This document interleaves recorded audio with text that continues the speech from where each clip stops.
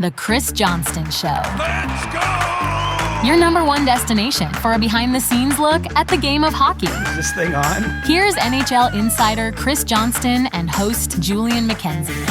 CJ, the Toronto Maple Leafs have some news for us to start off our show. Jake McCabe signs a 5-year extension with an AAV at $4.51 million. What's the latest on this deal? What can you tell us about it?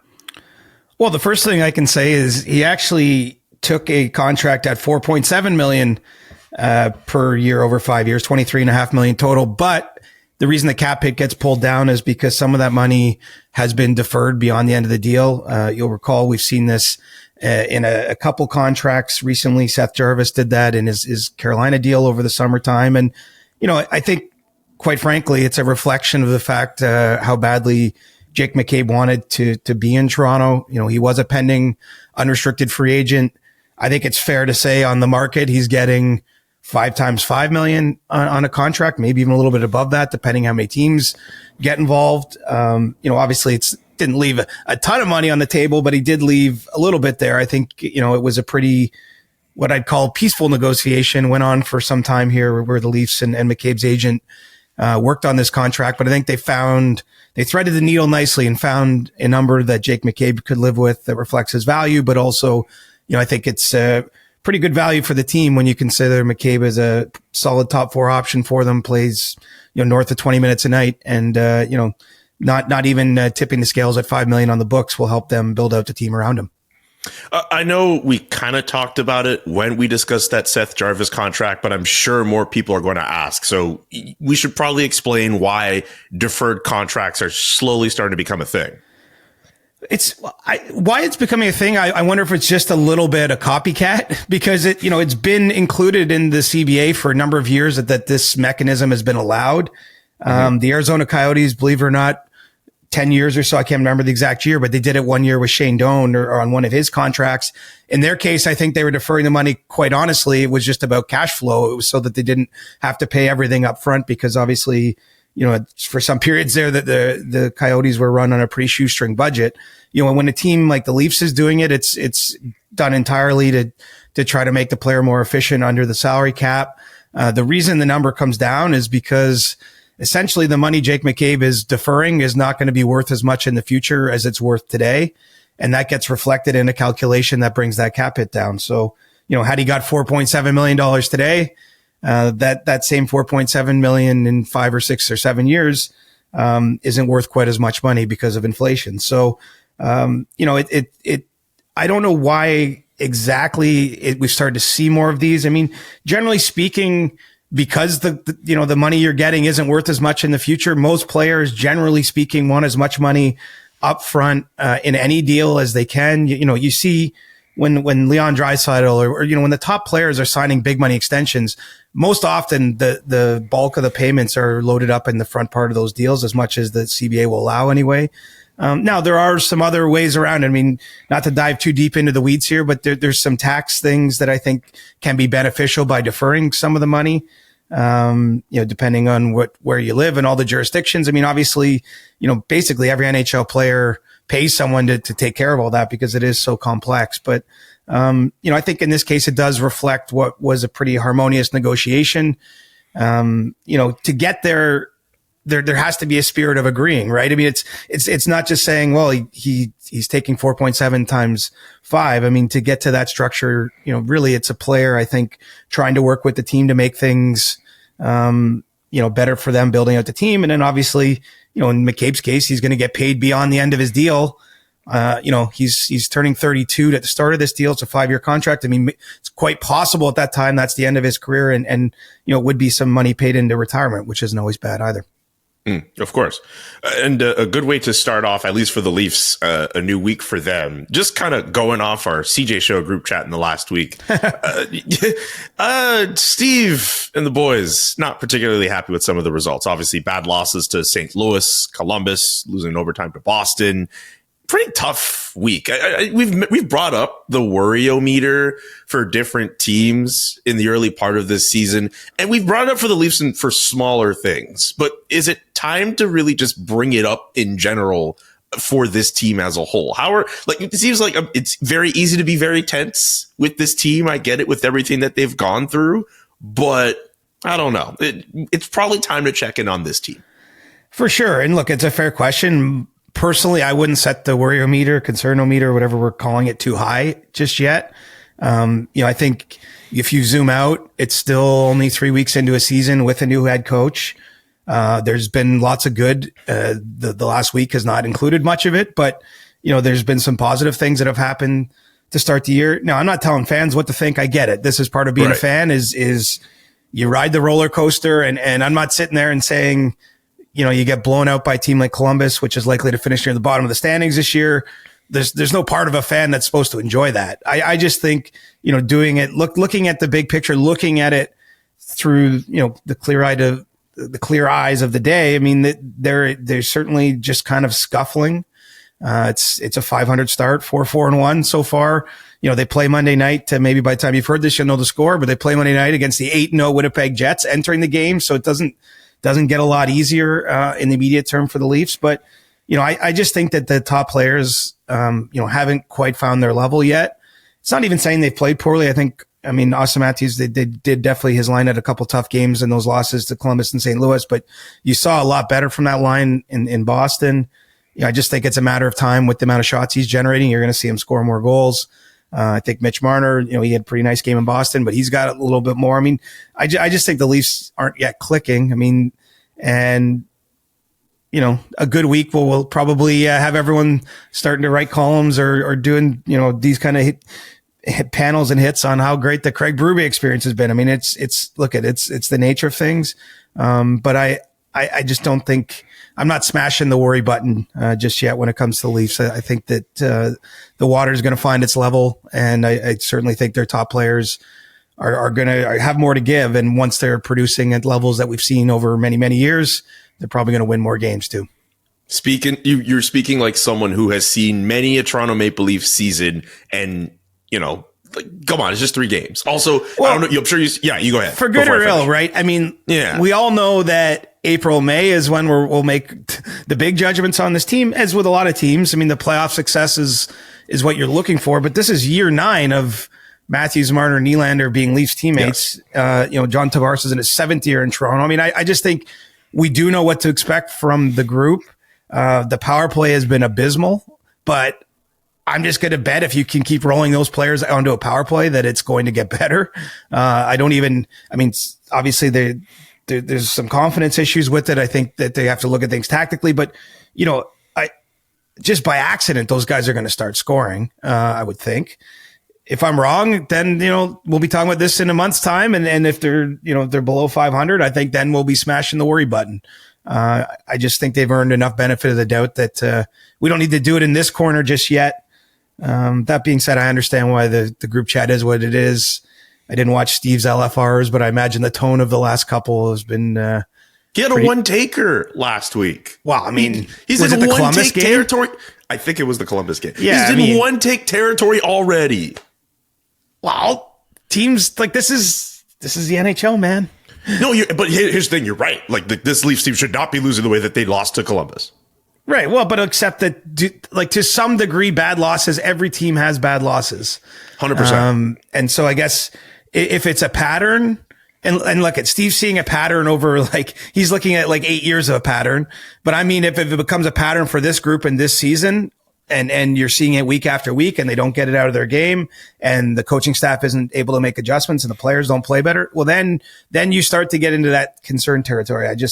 I personally, on the morning of October 28th, in the year of our Lord 2024, I'm not there yet. I'm not freaking out. Quite honestly, I went to a game last Monday. It's been a week, and the Leafs played a really good game against Tampa, a tough divisional game. We're pretty one-sided win for Toronto that night. I just think they're a few wins away from everyone being excited about the group again versus hating on things. Fair, but their power play isn't good. What? You just said it in the last segment. It's abysmal.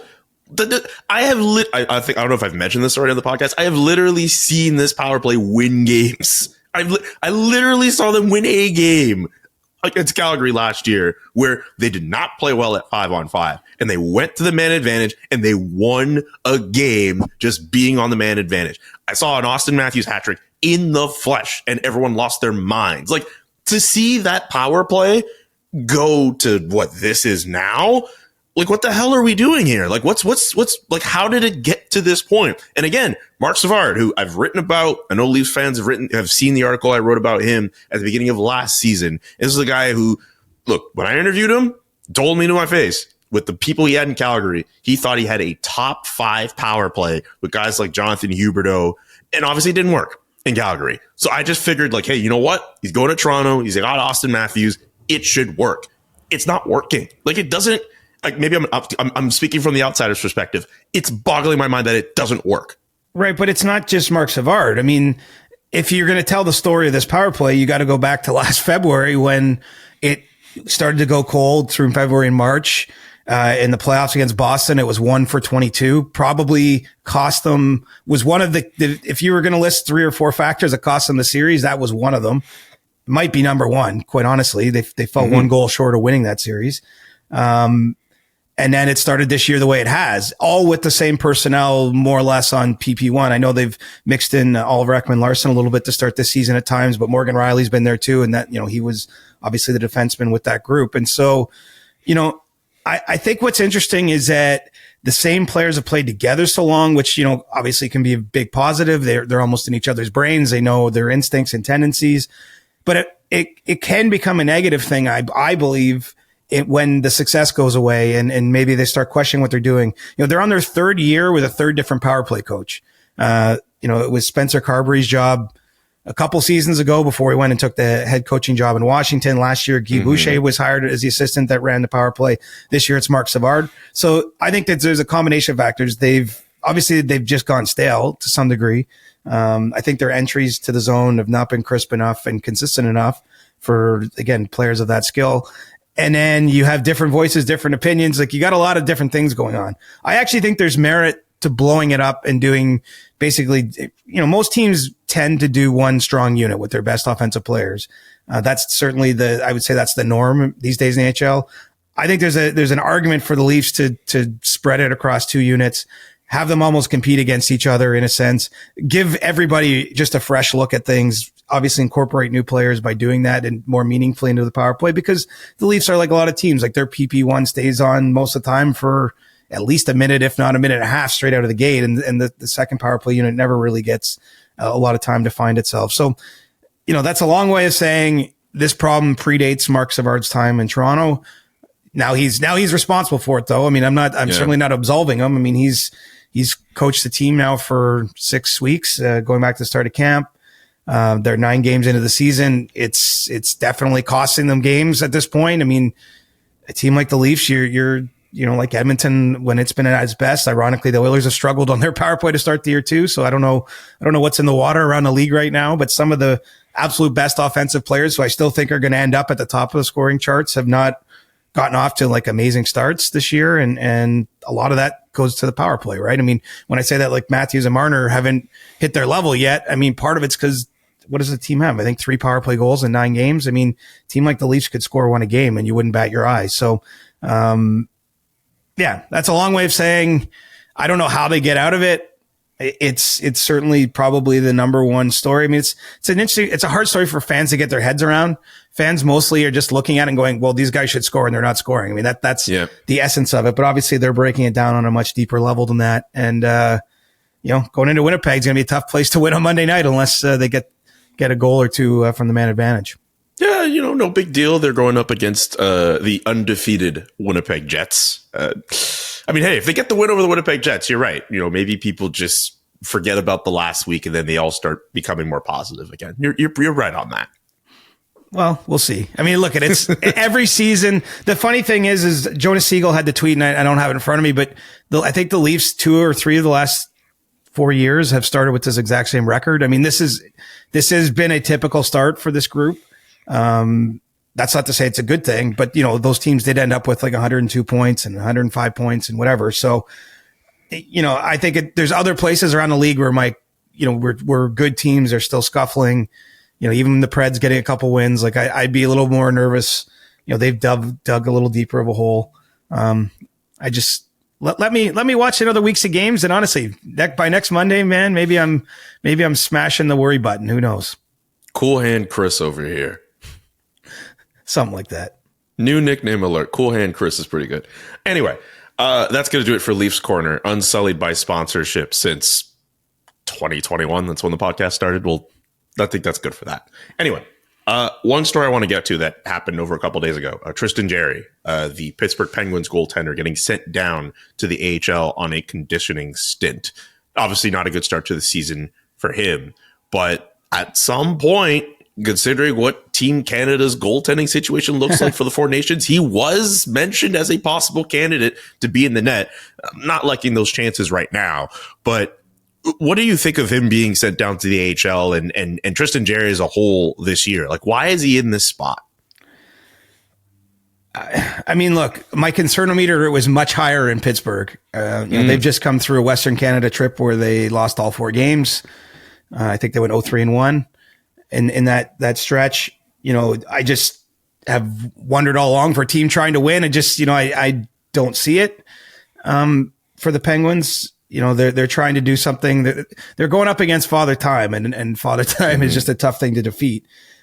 Tristan Jarry specifically, you'll recall he signed a big 5-year deal before last season, one of Kyle Dubas's first decisions after taking over the Penguins hockey operations department. By the end of last year, Alex Nedeljkovic started 12 of the last 13 games when Pittsburgh was in a fierce hunt for a playoff spot. So, Jarry was supplanted when it mattered most. The thought was this year would be a fresh start. And then, 22-year-old Joel Blomqvist essentially, it was over a short period of time, but sort of took the net from him, to the point that then when Nedeljkovic got healthy and he started playing again, Jarry was in a position where he has to go on a conditioning stint to the American Hockey League because there's not going to be games for him in the NHL. And, it can only be up to a 14-day stint. So this is a short-term thing. The Penguins have a very busy schedule on tap, and obviously Jarry will be playing games at least for the foreseeable future with Wilkes-Barre. But at some point, this is all going to come to a head, and I think a bigger decision has to be made. Is it, you're not trading a player like Jarry under these circumstances. He's still got 3 more years beyond this one on his contract, over $5 million. But, there's a world, I suppose, where they look at putting him on waivers and sending him more permanently to the AHL, or do they want Blomqvist to do that? Obviously he can be sent down because he's a young player without any waivers. He could just be sent there tomorrow. But, for that to be the case, Penguins management would have to be comfortable playing Jarry regularly. And right now they're trying to rebuild his confidence and rebuild his game. And it's a tough thing to do on the fly. It's a tough thing to do when you're now into your second season where you're struggling, right? This isn't just, I think for whatever reason, players do have an off year from time to time. But then, especially if you've established yourself, usually you're able to shake it off, get through whatever you're getting through, whether it's a health thing, something between years, whatever it may be, and get back to your old self. I mean, Tristan Jarry's got to prove it to himself he can be the goaltender that earned that contract. And, he frankly hasn't been able to do that since signing it. And so, that's where we're at. I just think that it'll be very interesting to see what they do when his time, runs out, because it is such a narrow window you have to send players to the AHL on conditioning stints. And then are we talking about him potentially being on waivers and being there more permanently, which is obviously not totally unprecedented. You saw it with Cal Peterson in LA and now in Philadelphia and down in Lehigh Valley with their farm team. Jack Campbell was a $5 million goaltender that was on waivers last year in Edmonton, ultimately bought out in the offseason. But, this sort of thing has happened, but the Penguins are still they're not at the point where they've gone quite that far. They're at the step right before that step, which is they're trying to do whatever they can to get him back into a level of play that will keep them from having to think about those other things that aren't great for a team's cap sheet, and certainly not a good reflection of where the player's at. For sure. I feel we're going to talk about the Penguins a lot more on the show this season. Yeah. I mean, look, they look like they're heading to cellar territory. I mean, it's as much as I say it's early, like this is year 3 now. Like it's the last 2 seasons they didn't make the playoffs. I know they made some moves in the offseason, but I just think fundamentally they're going to have a tough time. For sure. Let's go to a team in their division that is going through the exact opposite in the New York Rangers. They splashed the cash a couple days ago on Alexis Lafreniere, a new contract extension for him, 7 years with an AAV of $7.45 million. I know he's starting to emerge into his own as of last year, a really good year for him. But why did the Rangers do this contract now? Like, why couldn't this have been a thing, maybe next summer or something? Like, why is this happening now? Well, I mean, it definitely could have been a thing next summer because he's restricted free agent. There's no danger of losing him necessarily. But, I think for the Rangers, they're seeing Alexis Lafreniere's game go in a very positive direction. And there was some danger in waiting that the number would be, higher than even the one they've just signed him to. And so, I think you do it now for a couple reasons. Obviously, they still have a big piece of business out there with Igor Shesterkin, in terms of trying to get him signed. He's a UFA, so that's a little bit more urgent. But, I think when you have sort of core fundamental players and you want them part of your program for a long time, the sooner you can get them signed, the better, typically, because then you know exactly what you're working with in terms of cap space. You're not looking at a sheet and going, well, we assume Lafreniere will be about this, and we assume that instead you're like, no, this is what he makes, $7.45 million, for the next 7 years. So, they bought what would be 5 UFA years from Lafreniere in that deal. When you look at some of the other players, it's a little under what Slavkovsky got. He's $7.6 million on a bit of a different deal in that, Slavkovsky's deal was his second NHL contract. So it didn't buy as many UFA years. I think it's good value for the Rangers. If you're Lafreniere, you might say, why does he do this deal now? Well, the flip side is this is a guaranteed contract north of $50 million. So, I mean, if he has any injuries, if he has a tough season from this point out, I mean, that's guaranteed money. So, it's hard to turn down that kind of money. That's why it was interesting that Shesterkin, didn't sign his deal yet, because he essentially turned down big guaranteed money and took a little bit of a risk in doing so. The talks here with Lafreniere and his agent, went back to training camp. And they finally got to a point where they're happy with where they're at. And I think it's a solid contract on both sides of the table. They did discuss some differing terms and ended up with this one. And, I think there's a really strong potential that he outperforms this deal. And if that's the case, the Rangers will be happy they signed it when they did, because, just a couple games I've seen them play this year. I mean, he's looked really, really good. As you mentioned, last year was kind of his breakout year. This year could be, last year he was in the 60s, I think, in terms of points. This could be an 80-point season, I think, for him, if he keeps building on what he's done. I mean, he plays with great players, and he's found, after a bit of a tough start to his career, which included some injuries, which included the whole COVID time, like everything was weird.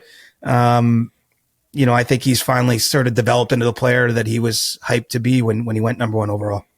Mm-hmm. You're right. I should have asked the question initially, why did Lafreniere and his camp not wait, essentially? Why they probably could have waited until the summer, because of the fact that he's emerging and he's having himself at least a good start to his season.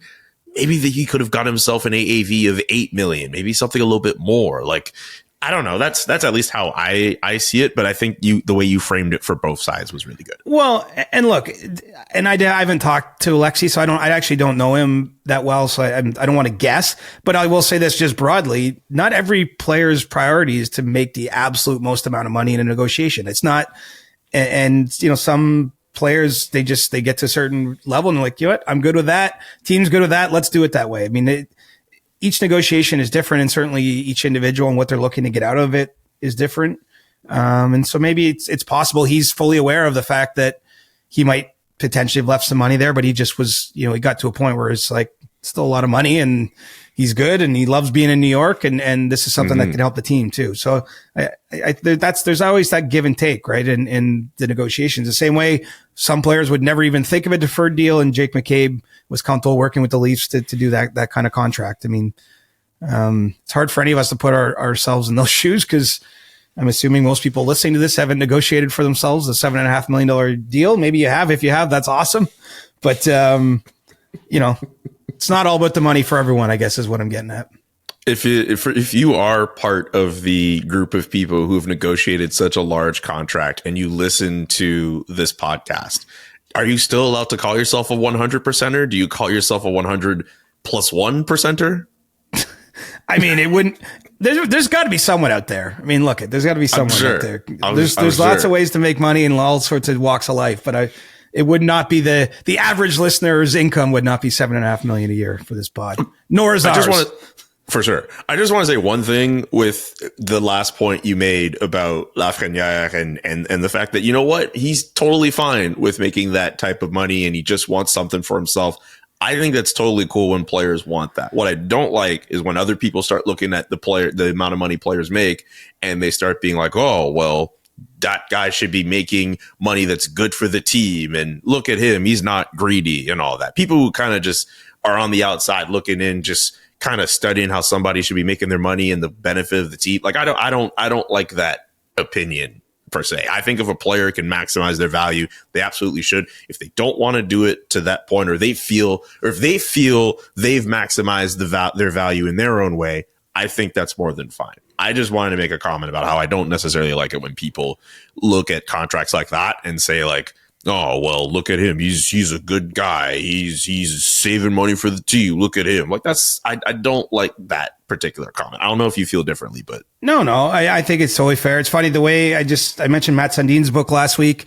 He mentions in this book at one point, he was like not thinking they should basically bargain too hard with the team there. He was happy with an offer and his agent said, someone's going to make money on your talent. It might as well be you. And that kind of sums it up nicely. I can't remember which agent. I think it was an early career agent of his. It wasn't JP Barry who finished as Matt's agent. But anyway, yeah, I think that's a good way to look at it.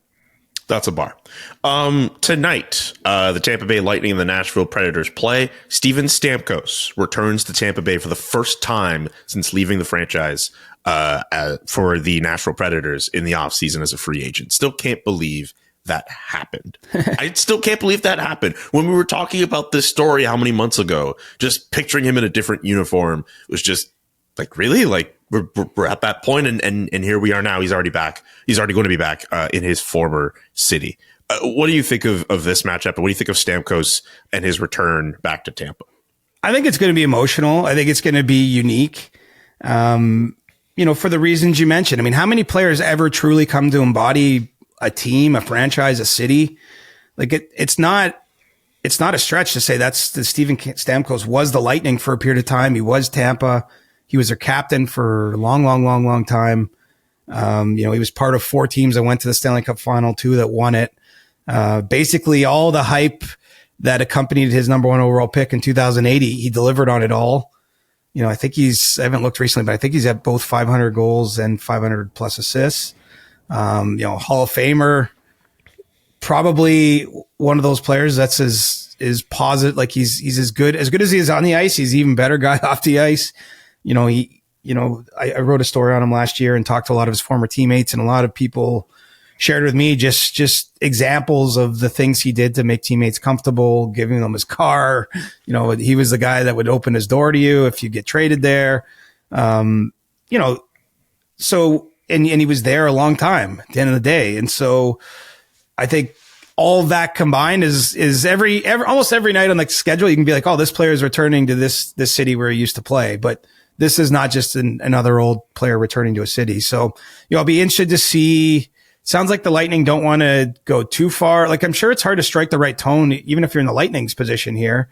Because ultimately Stamkos did choose to leave. If you want to look at it that way, obviously they couldn't reach a deal before he became an unrestricted free agent on July 1st. But, I'm sure there'll be a video, it's sort of tribute, but, probably the days for unveiling the Stamkos statue, which I can only imagine will be out there in Thunder Alley at some point. That's probably going to wait a little while till retirement or what have you. But, I think they'll be certainly gracious. I'm sure his former teammates are going to say a lot of nice things about him.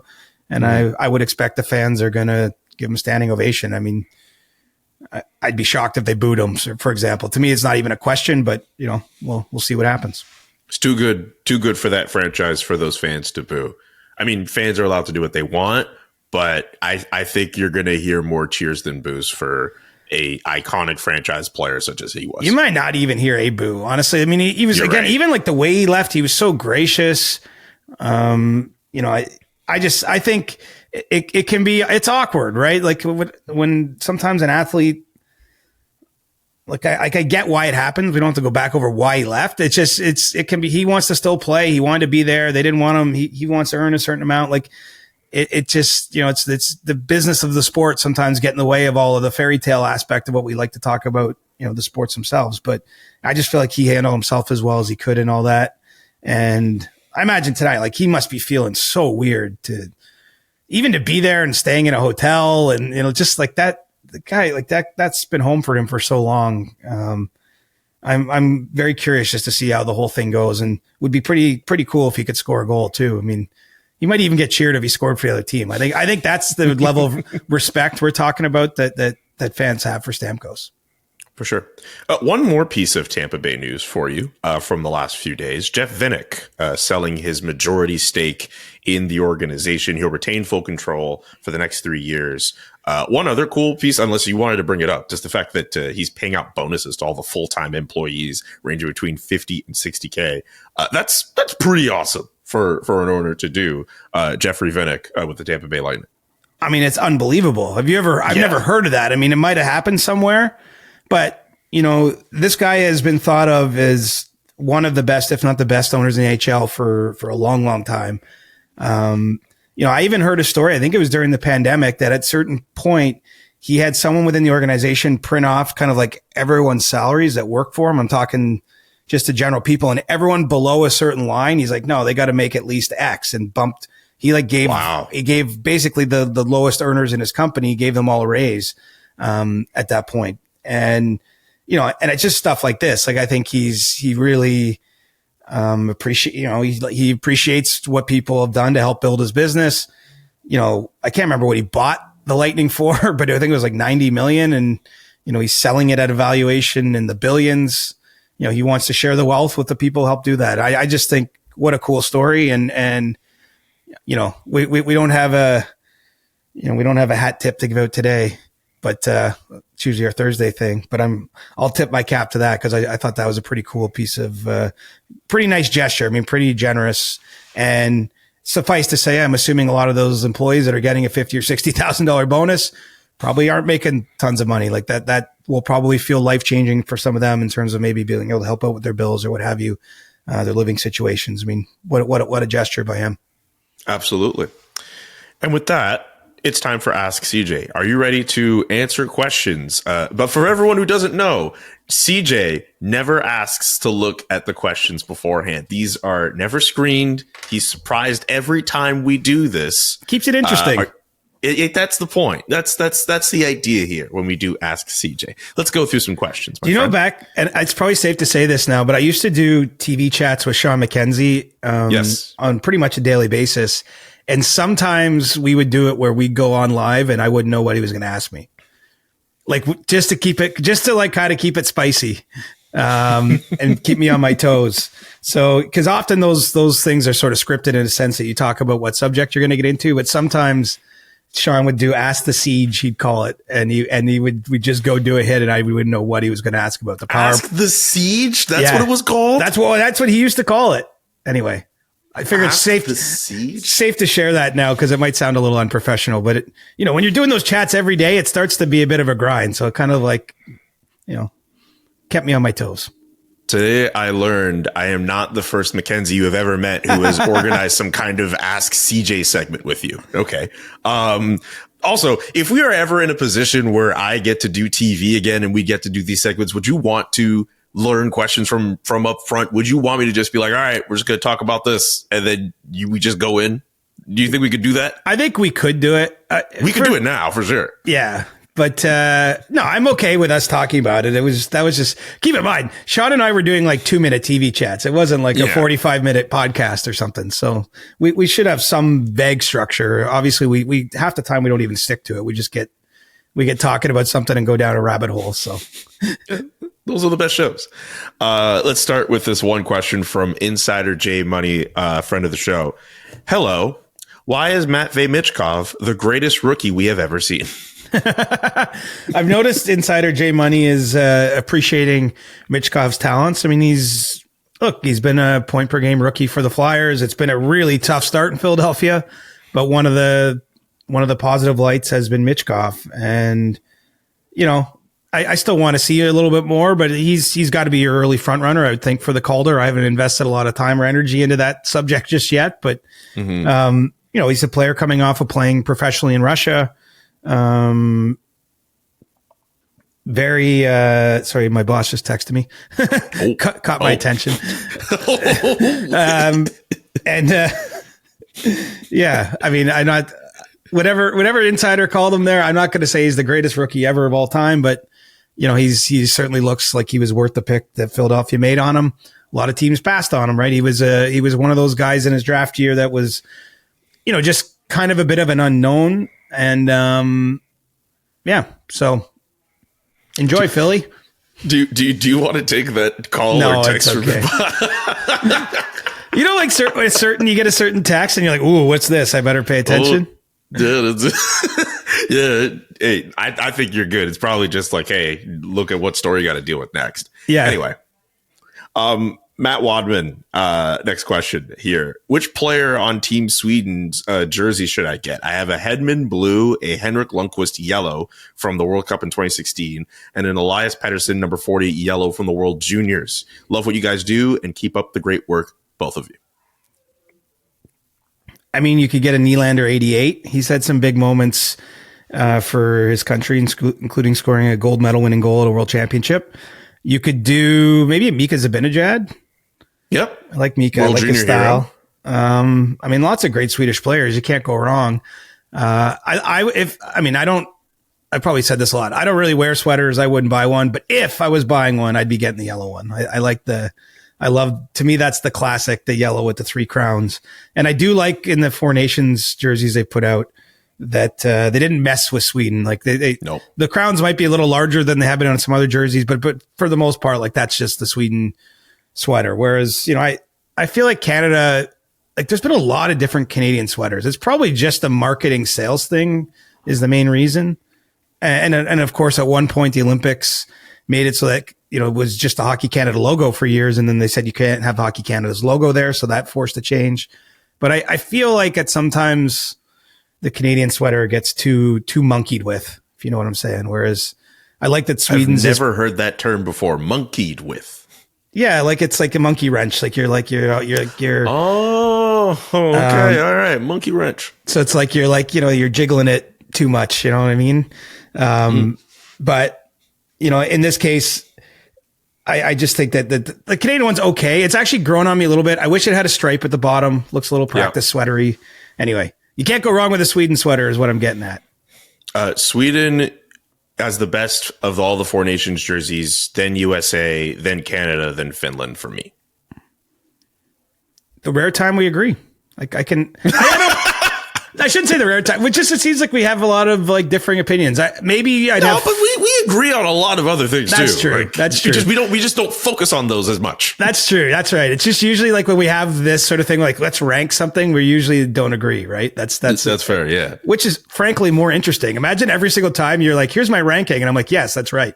And then we just move on. It's much better when we get into O. Henry battles and the like.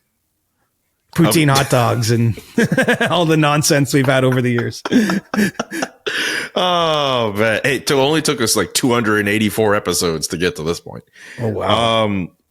If I have one question that kind of just popped in here, and I would love to know your thoughts on this. If producer Nick joins the show from time to time, what segment should he have? Well, I mean, the most obvious was we could have him come on at the end and correct everything we did wrong, because I'm sure that's a pretty good one, yeah. Because he's got to sit and listen to this in real time and doesn't get to chime in out loud. So I imagine he's got lots of opinions that he'd like to correct us on. But I've always said the door's open to producer Nick. He can just jump in whenever he wants. Maybe one day he will be like a new character on our sitcom. For everyone listening or watching this, this question could also be extended to you. If we were to introduce producer Nick, what's the best way to do it? Just tweet at both of us and give us some ideas. Maybe that could work. I'd be all for an inclusion of producer Nick. We love producer Nick around here, so yeah, let's find a way to bring him on this show in a cool way. I think that's a cool idea. All right. We might need him as a next one. tiebreaker one day too. For all those things I'm saying that we debate That's on, true. it would be That's neat. true. He could be like the judge who comes in at the end and has to award a winner and a loser. How do I know? Well, you got to make sure he doesn't pick favorites. Right. You're his favorite. No, I think you're his favorite. I don't know. I think you're his favorite. I don't know. Here's the thing. You have He all the loves intel, all his children you have all the equally. insight. That's the real answer. Jesus. This next one from Zay. Most likely trade destinations for Timothy Liljegren. I don't have that. I mean, Okay. All right. It's not an easy trade to make. You're talking about a player who's dressed for one game this year. He's making $3 million this year. Next, he's an NHL player 100%, but he's not been in a position where he's showing his best. You know, it could end up being somewhere where injuries crop up. You know, I do happen to know the one place we have of that happening now, Utah, I don't think is a fit for Liljegren. But, you know, something else may come along during the season.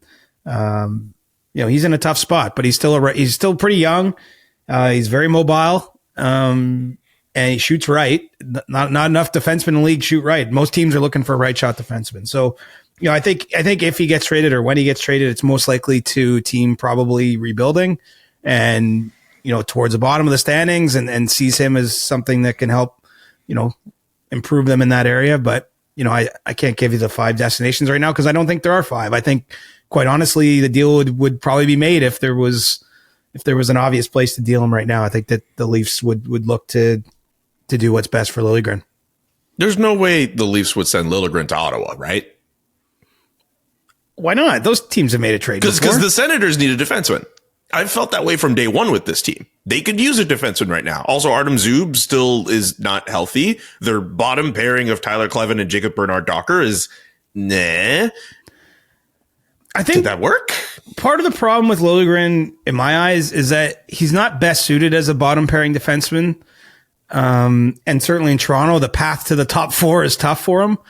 Because certainly on the right side, you have Chris Tanev, and then Jake McCabe has been playing on the right side, even though he's a left shot. And as we know at the start of the show, just signed a 5-year extension. So it's pretty clear he's going to be around for a while. You know, Tanev signed a 6-year deal in Toronto, and then they have guys that they feel are better suited for the third pairing, whether it can be Connor Timmins, Yanni Hakanpää when he gets healthy could be that job. You know, Philippe Myers just played in that spot. So, you know, I think the tough part for Liljegren is he's probably best suited on a second pairing, maybe kind of a number 4D, but not many teams necessarily see him as being that player yet.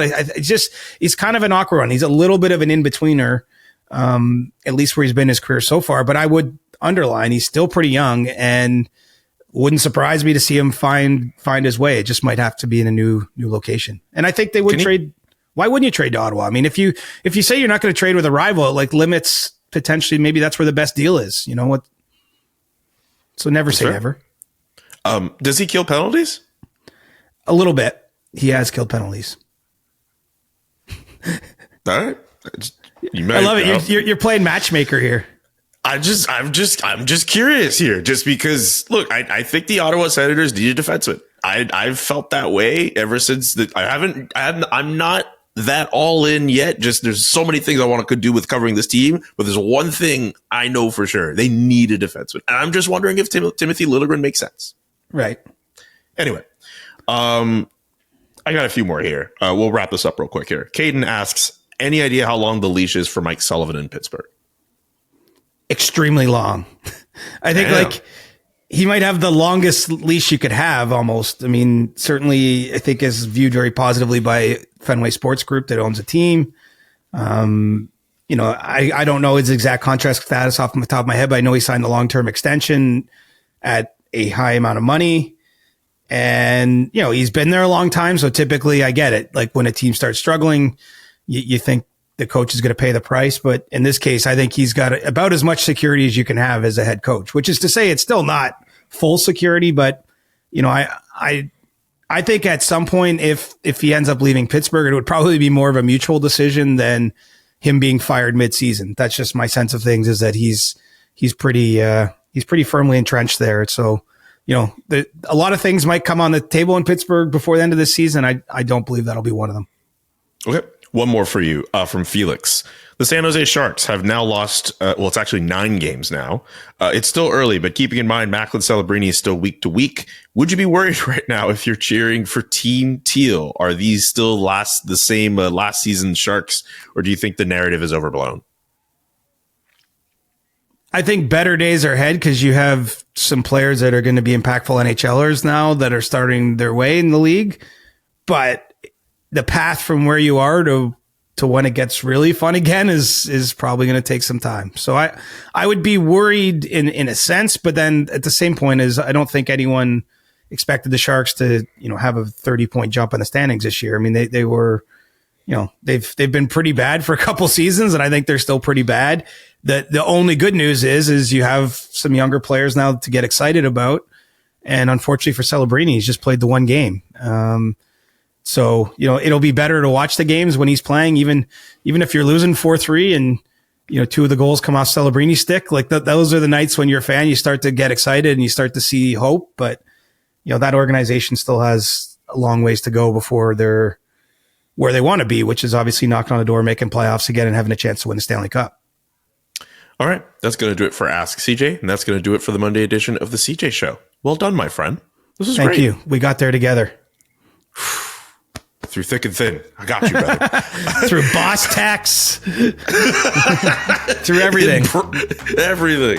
We'll be back later this week with a brand new episode. Subscribe to the podcast. Peace, guys. The Chris Johnston Show.